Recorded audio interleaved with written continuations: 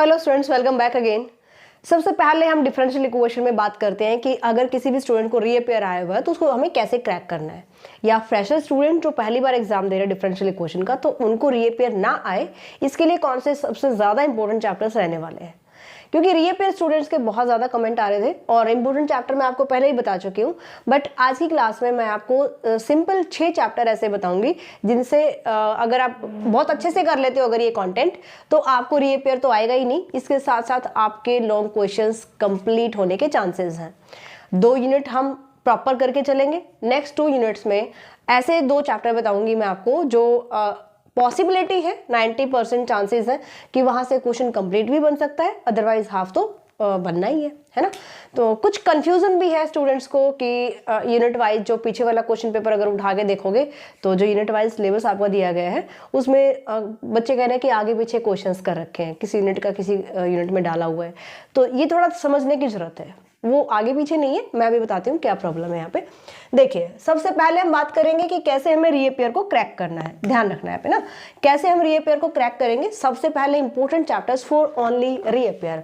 But ऐसे student जो unit wise selected कर रहे हैं, चैप्टर्स का सिलेक्शन कर रहे हैं और उनको लगता है कि हमें क्वेश्चन कंप्लीट चाहिए, मैक्सिमम कितना सिलेबस करे कि क्वेश्चन हमारा कंप्लीट हो जाए, वो मैं लास्ट में बताती हूँ आपको, ठीक है। चलिए देखिए, फर्स्ट यूनिट में आपके पास है 4 चैप्टर, है ना। 4 चैप्टर आपके पास है, यहाँ से आप 2 चैप्टर कर लीजिएगा।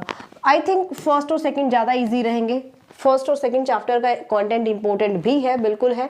और अगर किसी बच्चे ने थर्ड फोर्थ कर लिया है, फोर्थ छोटा समझ के कर लिया हो, तो वहाँ भी दिक्कत नहीं है, थर्ड फोर्थ में भी क्वेश्चन बन सकता है। बट मोस्ट प्रोबेबिलिटी यानी कि 100% चांसेस जो है वो फर्स्ट और सेकंड चैप्टर से क्वेश्चन कंप्लीट होने के हैं। आई मीन यहाँ से तो कहीं नहीं जाएगा आपका क्वेश्चन, ठीक है।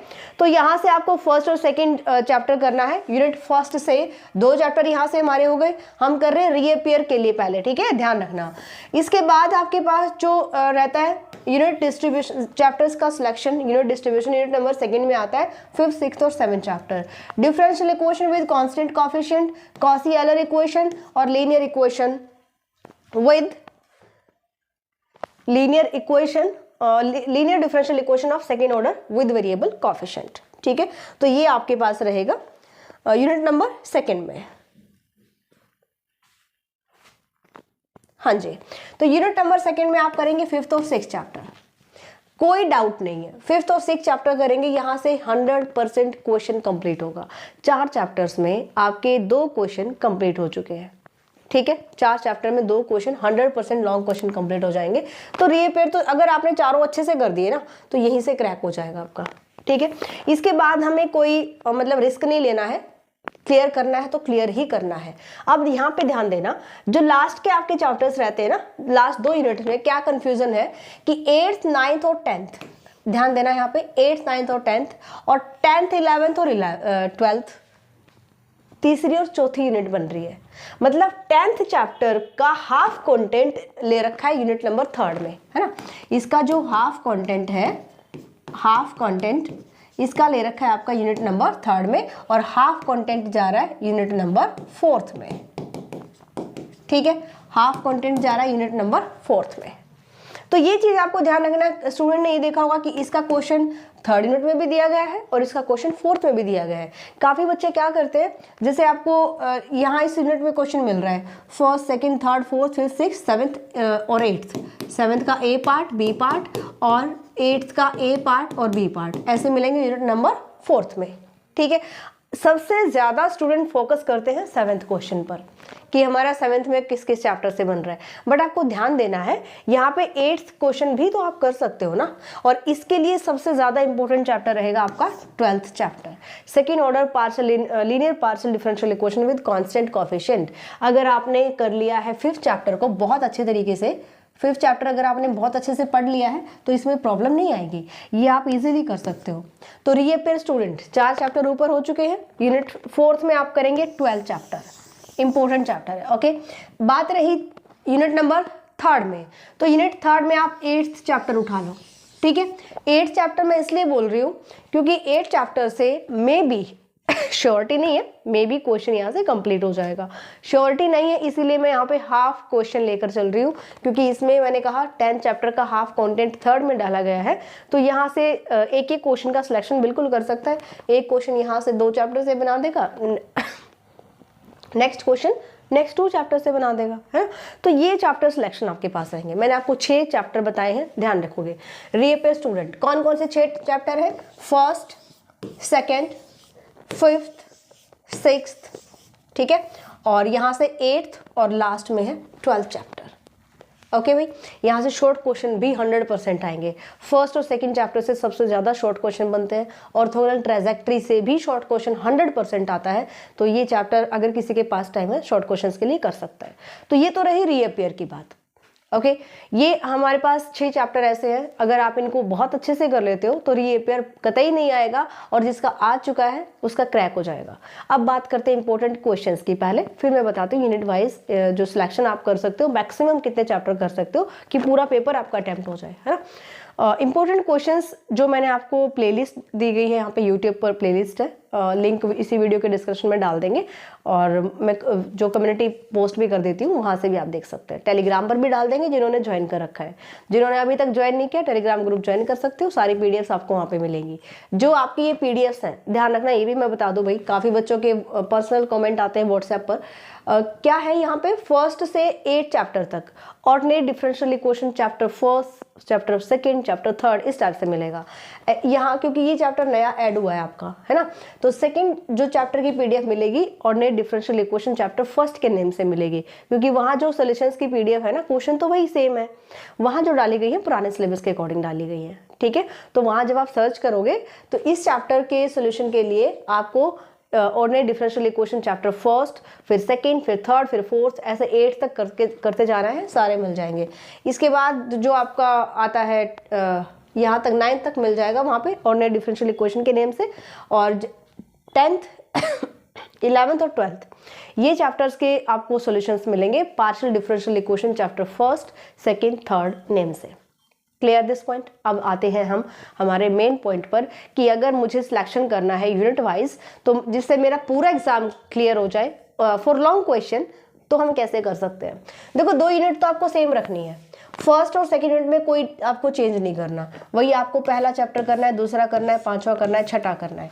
तो ये तो आपका सिलेक्शन यहाँ से कंफर्म है। जिस स्टूडेंट को टाइम है, ऑर्थोगोनल ट्रांजैक्टरी से लॉन्ग शॉर्ट क्वेश्चंस जरूर आता है भाई, शॉर्ट क्वेश्चंस यहाँ से जरूर बनता है, तो इसको डेफिनेटली कर लेना, ठीक है। फर्स्ट शॉर्ट क्वेश्चंस के लिए आई थिंक मैंने पहले वाली क्लास में बताया हुआ है आपको कौन कौन से चैप्टर से इंपॉर्टेंट है। एग्जैक्ट में से भी जरूर बनेगा, यहाँ से भी आने की पॉसिबिलिटी है। ऑर्थोगोनल ट्रांजैक्टरी हो गया, यहाँ से आ सकता है बट बहुत कम आता है ना, इनमें से भी कोई खास नहीं बनता। ऑर्डिनरी डिफरेंशियल इक्वेशन और टोटल डिफरेंशियल इक्वेशन, इसके बहुत कम, मतलब आगे का जितना पोर्शन रहता है ना, बहुत कम इसके क्वेश्चंस बनते हैं। जितने भी क्वेश्चन शॉर्ट क्वेश्चन बनते हैं मैं आपको बता चुकी हूँ ऑलरेडी प्लेलिस्ट में, जो आप पहले आप यूट्यूब पे प्लेलिस्ट चेक करो, अगर किसी को नहीं मिलती है तो यहाँ पे आप कमेंट चेक कर सकते हो और यूट्यूब कम्युनिटी चेक कर सकते हो, वहाँ पे पिन कर देंगे, ठीक है। अब यहाँ से यूनिट नंबर 3 पे आ जाइए। अगर पूरा क्वेश्चन मुझे कवर करना है तो यहाँ पे मैं क्या करूँगी, 8 चैप्टर और 9 चैप्टर। रिस्क नहीं लेंगे हम, इसलिए क्योंकि 10 चैप्टर इसमें इंक्लूड करा गया है। 10 चैप्टर का जो है वो हाफ कंटेंट यूनिट 3 में है, तो यहाँ से क्वेश्चन हाफ बनेगा, और बनेगा तो इसके साथ कंबाइंड करेगा। तो एक क्वेश्चन बनाने के लिए मुझे 8th और 9th चैप्टर करना पड़ेगा। इतना कर सकते हो जो बिल्कुल ऐसे स्टूडेंट होते हैं ना कि हमें कंटेंट कितना करना पड़ जाए, क्वेश्चन कंप्लीट होना चाहिए, है ना, वो तो पूरा चैप्टर कर लो। अगर किसी को लगता है कि नहीं टाइम नहीं है बट चाहते हैं कि पूरा क्वेश्चन बन जाए, थोड़ी सी और रियायत मिल जाए, है ना, तो वो क्या करेंगे, ये तो कंप्लीट करेंगे, ये 8 तो कंप्लीट करना ही करना है। यहाँ से जो 9th चैप्टर है ना, इसको आप हाफ कर लीजिए, ठीक है, इसको हाफ कर लीजिए। आई थिंक 4 एक्सरसाइज है तो 2 कर लो, 5 है तो 3 कर लो, ठीक है। इस टाइप से आपको करना है। लास्ट यूनिट का सिलेक्शन बहुत बहुत टेढ़ा है। टेढ़ा क्यों बोल रही हूँ, क्योंकि देखो क्वेश्चन तो आपका चैप्टर तो 12th ज़्यादा इंपॉर्टेंट है, बट यहाँ से भी ज़रूरी नहीं है कि आपका पूरा क्वेश्चन बन जाए। मैंने पहले भी आपको बताया श्योरिटी नहीं कह सकते हम श्योरिटी से कि भाई यहाँ पे पूरा क्वेश्चन बन जाएगा, क्योंकि इसमें 3 चैप्टर आ गए। तो अगर क्वेश्चन एग्जामिनर अगर क्वेश्चन सेट करेगा तो यहाँ से एक क्वेश्चन का पार्ट बिल्कुल ले सकता है, ठीक है। अब यहाँ पे प्रॉब्लम क्या आती है पता है, प्रॉब्लम ये आती है कि 10th और 11th चैप्टर ये थोड़ा सा ना रिलेट करते हैं, यानी यहाँ पे आप पार्शियल डिफरेंशियल इक्वेशन का बेसिक समझते हो, है ना। बेसिक पोर्शन पूरा का पूरा बेसिक आपका फर्स्ट यानी कि 10th चैप्टर से और 11th चैप्टर से बनता है। अगर आपने 10th और 11th कर लिया तो 12th छोड़ दीजिए, ध्यान से सुनना ये वाला। 10th और 11th कर लिया है तो 12th छोड़ दीजिए, और जिस स्टूडेंट को लगता है कि नहीं मुझे तो तीनों ही करने हैं, उसके लिए तो कोई रिस्क है ही नहीं, सिलेक्शन करना चाहते हो तो 10th और 11th यहाँ से कर लो, या फिर 11th और 12th कर लो, 10th को टोटली स्किप कर दो, ठीक है। 8th 9th 11th 12th अगर किसी को कंप्लीट क्वेश्चन करना है तो ये चैप्टर्स आपको करने पड़ेंगे, ओके। अगर आपका लक अच्छा है तो 12th से ही पूरा क्वेश्चन बन जाएगा, इसको अच्छे से कर लेना। यहाँ से शॉर्ट क्वेश्चन भी बिल्कुल बन सकते हैं इस चैप्टर से, और 4th 5th से भी शॉर्ट क्वेश्चन निकल आता है एक आधा ना। तो जितने भी शॉर्ट क्वेश्चंस बन रहे हैं सारे मैं आपको बता चुकी हूँ। एक नया वीडियो भी लेकर आएंगे नई क्लास में, 40-50 क्वेश्चन मैं आपको करवा दूंगी शॉर्ट क्वेश्चन, जिससे आपका पूरा क्लियर हो जाएगा, ठीक है। लॉन्ग क्वेश्चंस और भी ज़्यादा अगर इंपॉर्टेंट क्वेश्चन देखने हैं तो न्यूरा मैथ्स एप्लीकेशन डाउनलोड कर सकते हो। अभी भी आपके पास सफिशिएंट टाइम है, आप ये रीअपेयर के लिए या फिर अपना कंप्लीट कंटेंट करने के लिए आप एप्लीकेशन पर कोर्स एनरोल कर सकते हैं। कंप्लीट सिलेबस करवा चुके हैं, रिकॉर्डेड क्लासेस में है, आप जितने स्पीड से पढ़ना चाहें पढ़ सकते हो।